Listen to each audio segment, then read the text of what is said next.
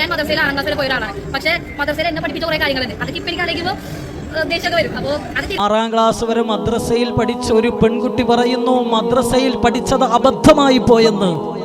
മദ്രസയിൽ പഠിച്ചത് അബദ്ധമായി പോയെന്ന്. ഞാൻ ആ പെങ്ങളോട് ചോദിക്കുകയാണ്, മോളെ എന്താ നിനക്ക് അബദ്ധമായി പോയത്? നിന്റെ മാതാപിതാക്കളെ ബഹുമാനിക്കണമെന്ന് ഉസ്താദന്മാര് പറഞ്ഞു തന്നതാണോ അബദ്ധം? അയൽവാസികളോട് കരുണ കാണിക്കണമെന്ന് പഠിപ്പിച്ചു തന്നതാണോ അബദ്ധം? മാറുമറച്ച് ശരീരം മറച്ച് നല്ലതുപോലെ വസ്ത്രം ധരിച്ച് സമൂഹത്തിന്റെ മുന്നിൽ മോശക്കാരിയാകാതെ നടക്കണം എന്ന് പഠിപ്പിച്ചു തന്നതാണോ അബദ്ധം?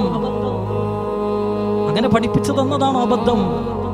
അനാഥ മക്കളുടെ മുന്നിൽ വെച്ച് സ്വന്തം മക്കളുടെ തലയിൽ പോലും തലോടരുത്, സ്വന്തം മക്കളെ പേരെടുത്ത് ലാളിത്യത്തോടുകൂടി വിളിക്കരുത്, പേര് വിളിക്കരുത് എന്ന് പഠിപ്പിച്ച ആ കരുണയുടെ പാഠം അത് നിനക്ക് പഠിപ്പിച്ചു തന്നതാണോ അബദ്ധം?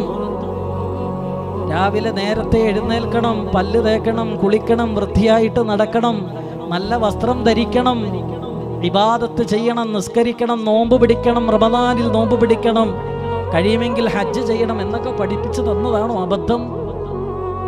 അത്രത്തോളം മോശമാക്കി ഇസ്ലാമിനെ തെറി പറയാൻ മടിയില്ലാത്തൊരു കാലഘട്ടത്തിൻ്റെ നടുവിലാണ് എൻ്റെ ചെറുപ്പക്കാരോട് ഞാൻ പറയുന്നത്, മക്കളെ ഫിത്നയുടെ കാലഘട്ടമാണ്, ഫിത്നയുടെ കാലഘട്ടം.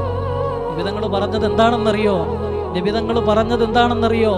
തീക്കട്ട എടുത്തിട്ട് കയ്യിൻ്റെ അകത്ത് വെക്കുന്നതിനേക്കാളും കഠിനമായിരിക്കുമടാ അവസാന കാലഘട്ടത്തിൽ ദീനനുസരിച്ച് ജീവിക്കുന്നതെന്ന് മുഹമ്മദ് മുസ്തഫ സ്വല്ലല്ലാഹു അലൈഹി വസല്ലം